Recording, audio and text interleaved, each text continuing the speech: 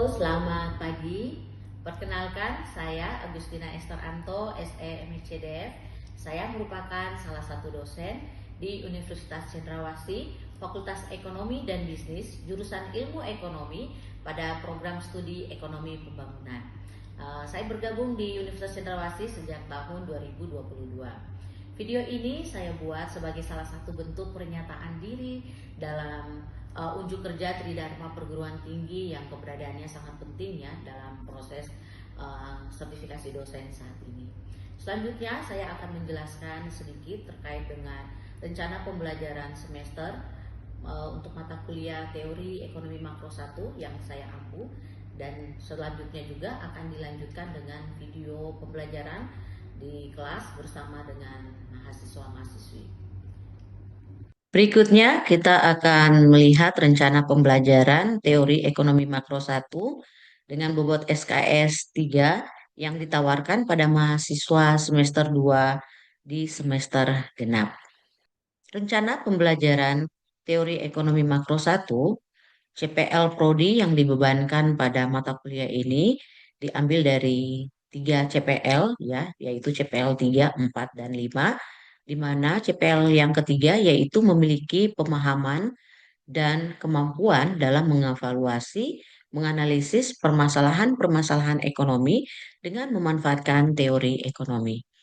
CPL 4 mampu berkomunikasi, menulis laporan, dan menganalisis masalah serta menarik kesimpulan yang didukung oleh bukti-bukti yang tepat.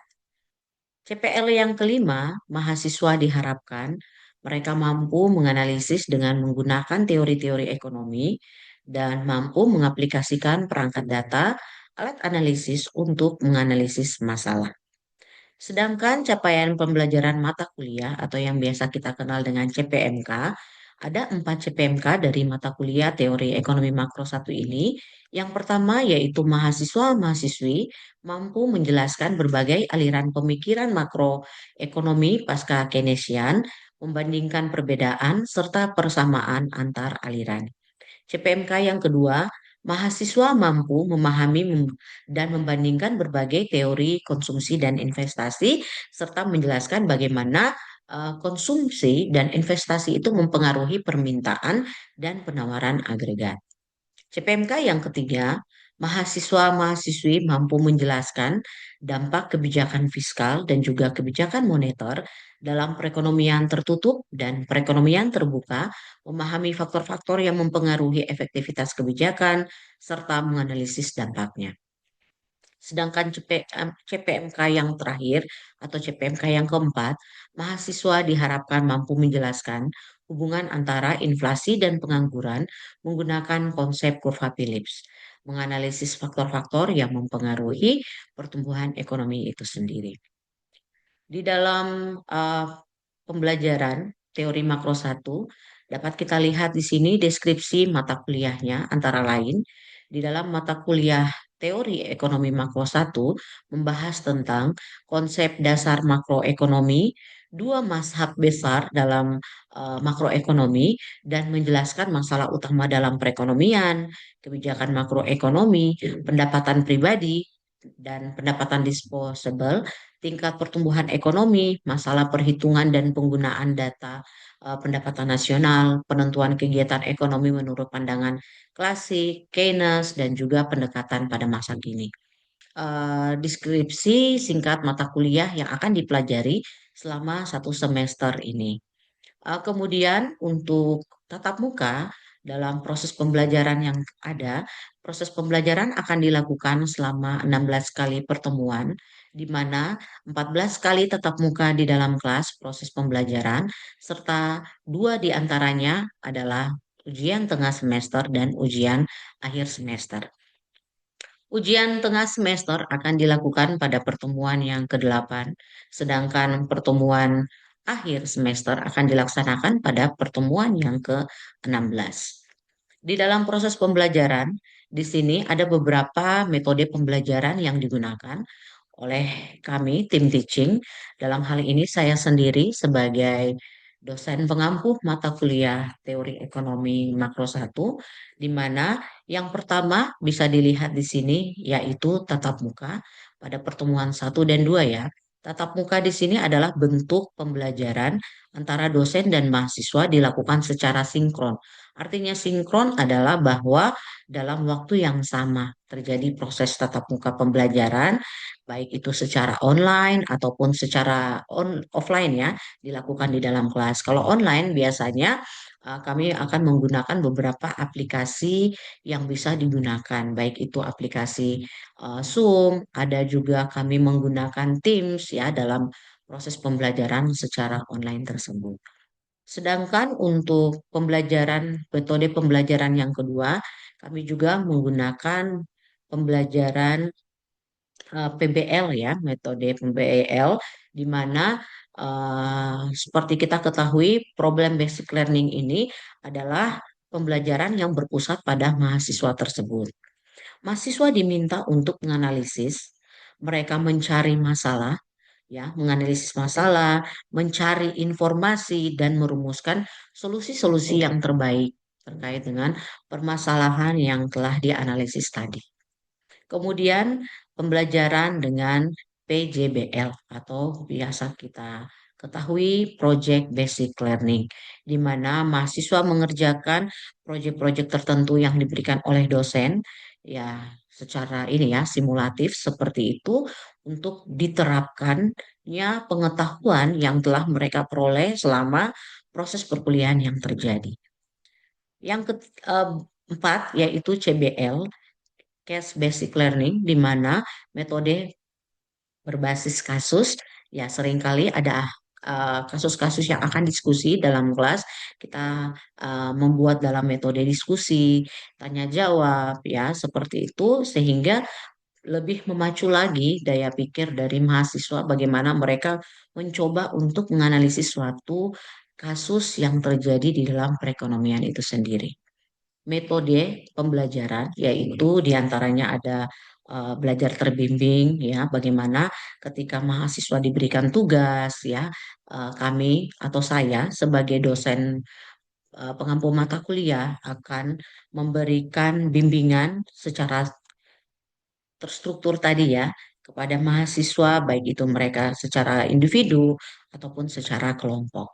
Ada penugasan-penugasan yang akan diberikan dan juga yang tentunya diharapkan adanya metode pembelajaran BM atau kita kenal dengan belajar mandiri, di mana mahasiswa mereka secara mandiri eh, tanpa arahan langsung dari kami atau saya selaku dosen pembimbing pengampu mata kuliah yang memberikan tugas di dalam kelas seperti itu, tapi mereka dengan eh, secara mandiri mencari bahan di luar perkuliahan, baik itu mungkin menonton video pembelajaran atau mencari studi-studi kasus tertentu, melakukan diskusi di perpustakaan seperti itu ya. Sangat diharapkan bahwa proses belajar mandiri ini juga tetap dilakukan oleh mahasiswa di luar proses tatap muka yang terjadi di dalam kelas. Untuk literatur, buku yang digunakan, Nanga, Makroekonomi, Teori Masalah dan Kebijakan. Kedua ada buku dari Sandano Sukirno, Makroekonom Modern ya, Perkembangan Pemikiran dari Klasik hingga dengan Keynesian Baru. Kemudian ada dari Karl Kess ya, Principle of Economic. Kemudian ada Gregory Mankiw, di mana bukunya dengan judul Teori Ekonomi Makro dan Muana Nanga Makroekonomi. Kami juga menggunakan beberapa artikel-artikel tadi ya, kemudian ada beberapa eh, referensi-referensi lainnya yang saya selaku dosen pengajar merasa bahwa itu sangat berkaitan atau relevan dengan mata kuliah ini, juga tentunya akan saya gunakan seperti itu. Terkait dengan metode evaluasi pembelajaran yang saya pakai di dalam proses perkuliahan ini, yaitu dari hasil ujian tengah semester tentunya, ujian akhir semester, kemudian ada kehadiran dan keaktifan mahasiswa di dalam kelas, serta tugas dan kuis. Ada bobot-bobotnya ya di sini. Untuk UTS saya memberikan poin sebesar 30%, UAS 30%, kehadiran dan keaktifan itu sebesar 10%, tugas 20%, dan kuis adalah 10%. Sehingga ditotalkan menjadi 100% seperti itu. Untuk bobot penilaiannya, uh, di sini uh, bisa dilihat bahwa bobot penilaiannya yang kami pakai, yang kami acu berdasarkan aturan akademik yang telah ditetapkan oleh Universitas Cenderawasih. Bobot penilaian dari angka atau nilai 90 sampai dengan 100 adalah nilai A, 80 sampai dengan 89,99 nilainya A minus, 76,00 sampai dengan 79,99 nilainya B plus, 72 sampai dengan 72,00 sampai dengan 75,99 nilainya B, 68 sampai dengan 71,99 nilainya B minus, 62,00 sampai dengan 67,99 nilainya C plus, 56 sampai dengan 61,99 nilainya C, dan di bawah itu nilainya adalah D dan E.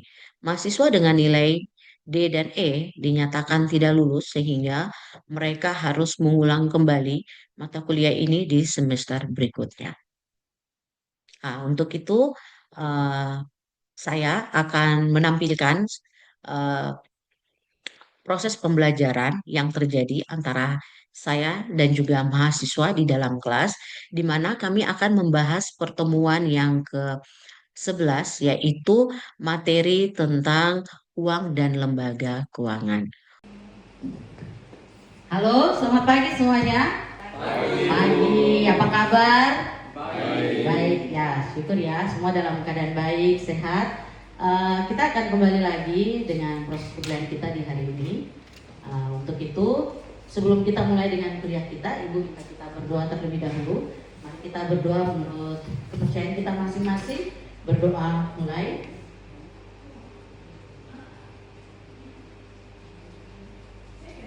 Berdoa selesai. Baik. Minggu kemarin kita sudah membahas materi kita tentang fungsi konsumsi dan tabungan ya. Kita sudah melihat materi. Ibu akan coba kita review kembali dulu sebelum kita masuk dengan materi kita yang baru di hari ini, yaitu tentang uang dan lembaga keuangan. Untuk itu Ibu coba share dulu materinya. Oke. Minggu kemarin kita sudah membahas tentang fungsi konsumsi dan tabungan, ya. Sudah kita pelajari bahwa di antara perusahaan dan rumah tangga itu terjadi hubungan yang sangat erat ya, ada aliran-aliran pendapatan yang terjadi seperti yang sudah kita pelajari, di mana kalau kita ketahui ada faktor-faktor produksi yang diperlukan oleh siapa? Rumah tangga. Ya, benar sekali. Dan rumah tangga bisa memberikan apa? Dalam hal tenaga kerja, ya. Kemudian apa? Bisa juga dalam bentuk tanah, ya. Ya, investasi yang nanti akhirnya mereka akan mendapatkan aliran-aliran pendapatan yang tadinya disumbangkan kepada perusahaan. Itu materi sudah kita pelajari di minggu kemarin. Hari ini kita akan masuk dengan materi kita yang baru. Bisa kalian lihat di papan di ini ya, slide kita, yaitu uang dan lembaga keuangan. Oke, uang dan lembaga keuangan. Siapa yang tidak tahu dengan yang namanya uang? Iya toh? Pasti semua, tidak ada orang yang tidak mungkin tidak tahu. Pasti semua akan tahu yang namanya uang. Kira-kira kalau ibu tanya, pengertian uang itu apa ya? Kalau ada yang bisa jawab silakan angkat tangan. Oke, Alfred. Ya, uang adalah alat tukar yang diterima secara umum dalam transaksi ekonomi. Oke, alat yang diterima secara umum ya. Oke. Berikutnya ada lagi mungkin? Oke, silakan. Menurut saya uang adalah alat penting dalam kehidupan sehari-hari yang digunakan untuk membeli barang dan membayar jasa dan untuk bisa menjadi tabungan. Oke, luar biasa ya. Betul sekali. Terima kasih buat jawabannya. Benar sekali. Jadi kalau kita lihat secara sederhana, uang bisa memberikan definisi seperti ini. Kemudian uang juga bisa digunakan sebagai alat pengukur atau yang biasa kita sebut dengan satuan nilai, ya, bisa digunakan sebagai penyimpan nilai dan juga bisa sebagai yang namanya alat pembayaran. Ya, tadi sudah benar ya, alat yang kalau tidak dia harus diterima secara umum. Kalau dia tidak diterima secara umum, bagaimana dia bisa diakui sebagai alat pembayaran? Tidak akan ada yang mau menerima seperti itu ya. Jadi harus diterima secara umum. Baik, kita lihat lagi di sini definisi dan ciri-ciri dari uang. Di dalam perekonomian, baik itu masa lalu bahkan masa kini, itu ada dikenal dengan dua, yaitu perekonomian barter dan juga perekonomian dengan uang, ya, perekonomian barter dan perekonomian uang. Kalau masa lalu itu segala bentuk transaksi, perdagangan yang dilakukan itu dilakukan secara sederhana atau tradisional. Nah, itu yang kita kenal dengan yang namanya sistem barter, perekonomian barter. Tetapi dengan perkembangannya zaman, dengan perkembangannya yang saat ini terjadi, apalagi semakin modern suatu negara, itu akan menyebabkan seseorang negara tersebut mereka akan meninggalkan yang namanya sistem barter, beralih kepada yang namanya perekonomian uang. Kenapa sampai perekonomian barter harus ditinggalkan? Kenapa harus beralih kepada perekonomian? Nanti kita akan melihat ya, kenapa sih tidak sampai sekarang menggunakan sistem yang namanya sistem perekonomian barter tadi. Ya, coba kita lihat. Ada beberapa kelemahan dari barter. Yang paling pertama, perekonomian barter memerlukan yang namanya kehendak yang ganda. Ya, merupakan kehendak yang ganda atau selaras, double coincidence of ones, ya, jadi keinginan yang ganda. Kalau tidak terjadi keinginan yang ganda, akan susah terjadinya pertukaran tersebut. Ya toh? Kalau barter itu apa yang ditukar tuh? Barang dengan barang. Coba kalau misalnya Alfredo dengan Dela, kalian punya keinginan tidak selaras, biasanya tidak akan terjadi pertukaran, ya kan? Harus yang saya butuh ada di kamu, misalnya ya, Dela butuhnya nasi, beras, yang di sana kamu butuh ikan misalnya, ya syukur bisa saling bertukar seperti itu. Oh ternyata saya butuh sayur, dia tadi butuh ini, bisa ditukar. Coba kalau misalnya keinginan kita tidak sejalan, tidak selaras, bisa saja pertukaran itu tidak akan terjadi. Dia akan cari sampai keinginan yang dia butuhkan itu ada di orang yang tersebut, baru bisa terjadi yang namanya tadi pertukaran, gitu ya. Penentuan harga sukar dilakukan. Penentuan harga sukar dilakukan karena apa? Tadi tidak ada satuan nilainya. Bagaimana mau menentukan satu jenis harga barang kalau kita sendiri tidak tahu nilainya, gitu, ya kan? Tadi misalnya, oh kamu punya ikan, kamu punya sayur. Ikan yang sebesar ini misalnya ditukarkan dengan sayur sekecil ini. Gimana ya caranya? Sayur itu harus butuh berapa ikan supaya bisa sebanding nilainya dengan ikan sebesar ini misalnya. Jadi agak sukar menentukan nilai suatu barang. Oke, yang ketiga, perekonomian barter membatasi pilihan dari si pembelinya. Tadi tidak bisa. Ya saya tadi butuhnya seperti ini. Ya sudah, harus sesuai dengan keinginan. Jadi agak susah untuk memilih atau dia istilahnya membatasi pilihan dari si pembelinya. Kemudian menyulitkan pembayaran yang tertunda. Kalau zaman sekarang kita kan bisa bayar, ya kita sebut dengan apa? Kredit. Saya ambil saat ini barangnya, akan saya bayar di kemudian hari. Tapi kalau dengan barter tidak bisa. Saya butuh saat ini. Saya butuh ikan. Saya butuh sayur misalnya. Oh sudah, saya ambil ikannya saat ini dulu sudah. Sayurnya nanti, tunggu. Kalau ada ikan apa, sayurnya dulu gitu misalnya. Kan tidak seperti itu. Harus saat itu juga. Saya butuh ikan, kamu juga butuh sayur misalnya. Sudah, saat itu harus terjadi. Jadi dikatakan agak susah, menyulitkan pembayaran yang tertunda, pembayaran di kemudian hari, gitu ya.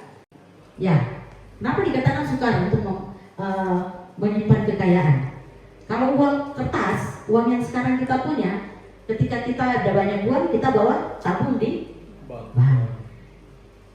Kalau zaman dulu mungkin simpan di bawah bantal, ya kan? Atau baju di dalam lemari disimpan misalnya.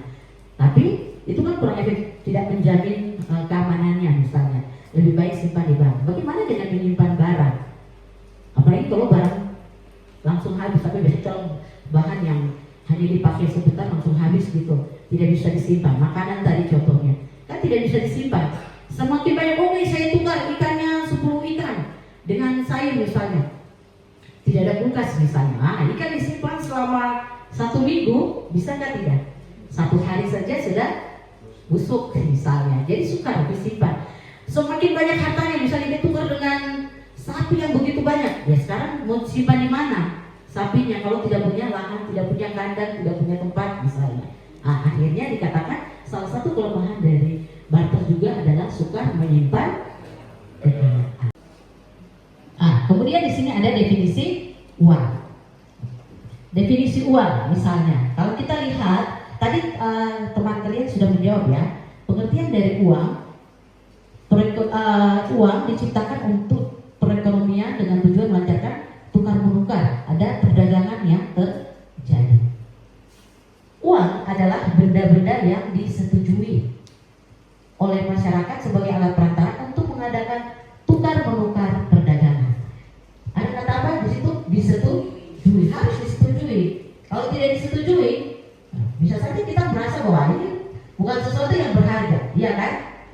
Kenapa uang di luar negeri harus ada uang mata uang internasional, ya kan? Karena belum tentu uang Indonesia kita rasa di sini dengan rupiah sangat berharga. Tapi ketika kita bawa ke luar negeri misalnya, kita mau belanja, apakah mereka mau menerima uang kita? Belum tentu kan? Iya. Jadi seperti itu ya. Jadi ini harus disetujui oleh masyarakat yang bisa digunakan sebagai alat tukar menukar. Berikutnya, definisi disetujui di sini maksudnya adalah sepakat di antara anggota-anggota masyarakat yang menggunakan uang tersebut sebagai perantara ya. Oke, sekarang kalau kita melihat pengertian tadi, sehingga uang adalah sesuatu yang disetujui dan diterima oleh masyarakat sebagai alat perantara untuk melakukan pertukaran atau perdagangan, gitu ya. Perlu digarisbawahi di situ. Dia harus diterima atau tadi apa? Disetujui atau sepakat, gitu ya, untuk digunakan sebagai alat tukar, alat pertukaran dalam perdagangan.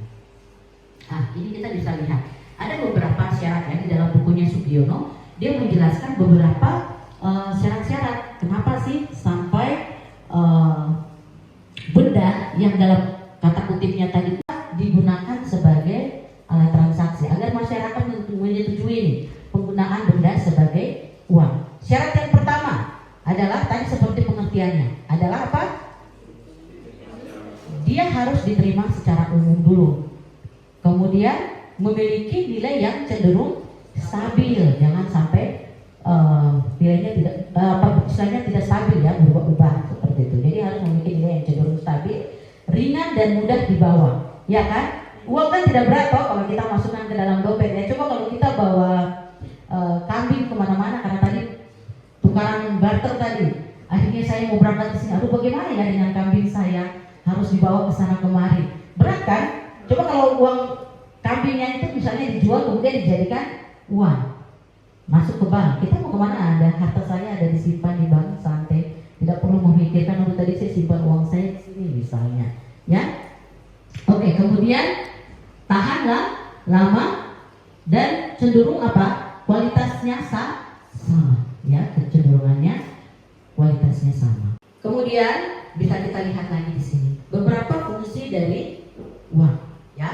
Ada kurang lebih 4 dari literatur yang ibu pakai, ya. Dia menjelaskan yang pertama, uang sebagai perantara tukar menukar, berarti dipakai untuk alat transaksi jual beli barang si pembeli dengan si penjualnya.